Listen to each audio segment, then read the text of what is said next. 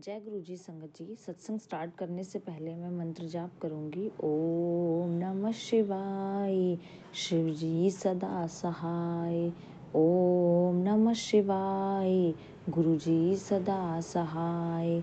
संगत जी, जो ये सत्संग है वो मेरे खुद का एक्सपीरियंस सत्संग है कि गुरुपा ने कैसे मुझे मेरी सुरक्षा की, और उसके बाद भी मतलब इतना सारा कष्ट टालने के बाद भी क्या क्या प्रॉब्लम्स आई, वो उन सब के बारे में मैं आप सभी के साथ शेयर करना चाहती हूँ कि कैसा एक्सपीरियंस रहा मेरा। तो मैं अपने गांव गई हुई थी, तो वहाँ से जब मैं आई, क्योंकि मैंने हर सत्संग में बोला कि तब मैं गांव जाती हूँ तो मैं वहाँ से आती हूँ तो मुझे प्रॉब्लम ज़्यादातर होती है।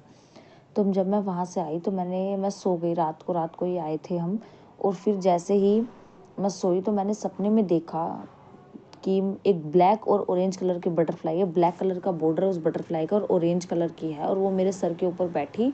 और फिर मेरा जो ड्रीम था वो यहीं तक था।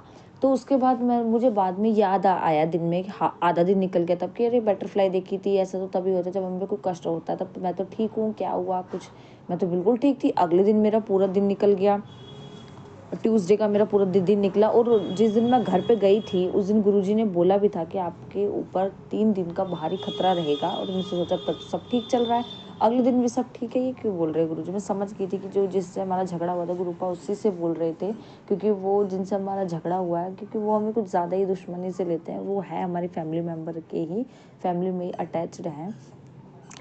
तो मुझे लगा कि गुरुपा शायद उनके बारे में बोल रहे। जैसे मैं आई, मतलब शहर में आई, और वैसे ही क्या हुआ कि एक दिन बीत गया पूरा। अगले दिन इतनी ज़्यादा तबीयत ख़राब होती है, इतनी ज़्यादा तबीयत ख़राब होती है, पेट दर्द होता है, बहुत ज़्यादा दिक्कत। अगले दिन भी फिर दिक्कत। फिर तीसरे दिन मुझे थोड़ा सा आराम महसूस हुआ।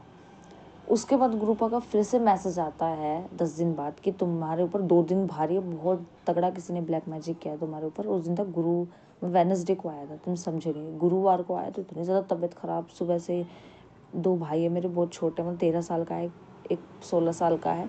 तो उन दोनों में इतना ज़्यादा झगड़ा हुआ, एक जैकेट को लेके छोटी सी बात के लिए इतना झगड़ा हुआ, इतना झगड़ा हुआ, मतलब उन्होंने सामान वगैरह सब मतलब तोड़ दिया, आधा से ज़्यादा सामान तोड़ दिया, जिसमें आके इतनी ज़्यादा लड़ाई। छोटा वाला है, जब से गांव गए थे तो बहुत ज़्यादा वो झगड़ा करता है, एग्रेसिव मोड में रहता है, सामान को तोड़ता है, पटकता है, मतलब मानता ही नहीं, किसी कंट्रोल में नहीं आता। कितना भी उसको बोल लो, मार लो, मतलब उल्टा वो, मतलब मारते तो वो उल्टा मारता है, जवाब देता है बहुत ज़्यादा। और वो ये भी नहीं देखता सामने कौन खड़ा है।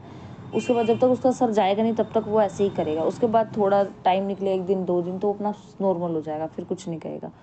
तो कृपा ने बोला था पूरा दिन मतलब किसी ना किसी बात को घर में लेके झगड़ा हुआ, इन्वायरमेंट एकदम सैड रहा, मतलब किसी न किसी छोटी सी बात लेके, हर बात लेके बहस हो गई।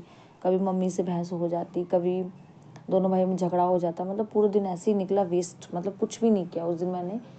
तो फिर शाम हो गए, मतलब बहुत ज़्यादा, मतलब तबीयत ख़राब, मूड बेकार। तो मैंने 5 लौंग लिया, और मतलब मैंने 5 लौंग लिया, मतलब ऐसे 2 लेते हैं फूल वाले जो लौंग होते हैं, और उसको एंटी क्लॉकवाइज 7 बार हम अपनी नज़र उतार रहे हैं, जो भी नेगेटिविटी होती है 7 बार 21 बार। तो मैंने माता रानी का नाम लेकर, गुरु जी का नाम लेकर उसको बर्न कर दिया। या फिर आप नींबू को भी बोलते हैं 7 बार, अगर आप एंटी क्लॉकवाइज अपने ऊपर से घुमाते हो और उसको गैस पे रखते हो तो वो बर्न हो जाता है, फूटता है, तो आपके ऊपर नज़र होती है तो वो चली जाती है। तो ये भी आप कर सकते हो। तो उसके बाद ये सारी चीज़ें मैंने की, थोड़ा आराम महसूस हुआ। उसके बाद नेक्स्ट मॉर्निंग उठे तो उस दिन मम्मी की कमर में इतना, किचन में, हाँ, और मैं एक और बात बताना भूल गई संगत जी, कि जैसे ही मैं किचन के अंदर एंटर करती हूँ तो उस दिन मम्मी ने, कल की बात है, खाना नहीं बनाया था। मेरी बहन भंडारा था, वहाँ से प्रसाद लेकर आई थी, तो वो कैंसिल हो गया था खाना बनाना। पर मुझे लगा कि सुबह मम्मी ने खाना नहीं बनाया, क्योंकि तबीयत ठीक नहीं थी बिल्कुल भी, पूरा दिन ख़राब गया, क्योंकि लड़ाई झगड़ा हो गया, मूड ख़राब हो गया, किसी ने खाना भी नहीं खाया ना बनाया। तो शाम को मतलब बनाना ही था, क्योंकि पूरे दिन तो कैसे रह सकते थे, तो फिर खाना बनाना था। तो मम्मी ने बनाया, उसने बोला कि मत बनाना, तुम नहीं बनाया। मैं सोची कि पता नहीं क्या करेगी, पर वो भंडार का प्रसाद लिया, उसमें सबका हो गया, इतना था वो प्रसाद कि सब में अच्छे से बराबर, मतलब सबका पेट भर गया, उतना था वो। तो हमने वो खाया, और जैसे ही मैं किचन का गेट लगाने के लिए गई, रात के टाइम में लॉक करने के लिए गई, तो मेरे कुंदी के बीच में मेरे उंगली आ गई। और मम्मी जैसे ही रात को किचन से निकली तो मम्मी कमर में मतलब अटक गया, और मैं ये फ्राइडे को सत्संग लिख रही हूँ शाम को, और थर्सडे को पूरा दिन वेस्ट गया। और मम्मी जैसे ही रात को गई थी थर्सडे को, उसके बाद से मेरी कमर में दर्द था, और अब तक वो कमर दर्द ठीक नहीं हुआ है। ऐसा लग रहा है कुछ अटक गया है, मतलब बहुत दर्द हो रही है, झटका लग रहा है, मतलब खड़ी नहीं हो पा रही है, वो अभी तक नहीं खड़ी हुई है। मैं रात को 8 बजे सत्संग रिकॉर्ड कर रही हूँ, तो अब तक उनमें आराम नहीं आया है। अब देखते हैं गुरुपा क्या करता है। गुरुपा ने 2 दिन का बोला था, अब आराम हो जाएगा शायद, देखते हैं 2 दिन के बाद। उसके बाद मैं आपके पास सत्संग शेयर करूँगी कि क्या हुआ। तो 2 दिन तक मतलब इतने ज़्यादा बुरे गए हैं। हमारे गुरुपा ने बोला था कि बहुत खतरा, और वैसे ही हुआ। पर हम जल प्रसाद पी के, गुरुपा का मंत्र जाप करके, और इतना ज़्यादा माहौल घर का ख़राब है ना कि मंत्र जाप भी इंसान नहीं कर पा रहे, इतने ज़्यादा दुखी और इतना ज़्यादा सैड, और पता नहीं क्या क्या हो रहा है। पर मैं आपसे सबसे, जो भी मेरा सत्संग सुन रहे हैं, अगर उनके घर में वैसा माहौल है तो प्लीज़ मंत्र जाप करिए। भले आपका कितना भी मन ना करे, आप कितना भी दुखी हो, जल प्रसाद पिए, सबको पिलाएं, कैसे ना कैसे करके चंदन टीका लगाएं, और जल प्रसाद ज़रूर पिएं, ताकि आपको फ़र्क आएगा। मतलब जितनी कंडीशन बेकार है उससे बहुत ज़्यादा फ़र्क आ जाएगा आपको। मतलब मैं नहीं कर पाई थी ज़्यादा, घर का माहौल और ये सब सारी चीज़ें, ज़्यादातर जब होता है आपको कुछ बुरा, तो आप अच्छी चीज़ें जो है वो नहीं कर पाते हैं, क्योंकि आपका माइंड भी बहुत ज़्यादा डिस्टर्ब होता है। पर मैं आपसे ये रिक्वेस्ट करती हूँ कि आप ज़रूर ये सारी चीज़ें करें,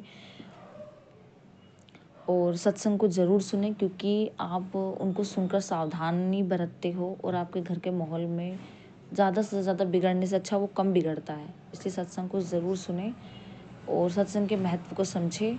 और क्योंकि सत्संग सुनने से आप अलर्ट तो होते हैं, बल्कि आपको बहुत सारी ब्लेसिंग्स भी मिलती हैं। अभी सत्संग को मैं यहीं पे विराम करती हूँ संगत जी। अगर आप भी अपने सत्संग को शेयर करना चाहते हैं तो डिस्क्रिप्शन बॉक्स में व्हाट्सअप नंबर दिया गया है, आप उस पर शेयर कर सकते हैं। जय गुरु जी, शुक्राना गुरु जी, धन धन गुरु जी, जय जय गुरु जी, वाह वाह गुरु जी।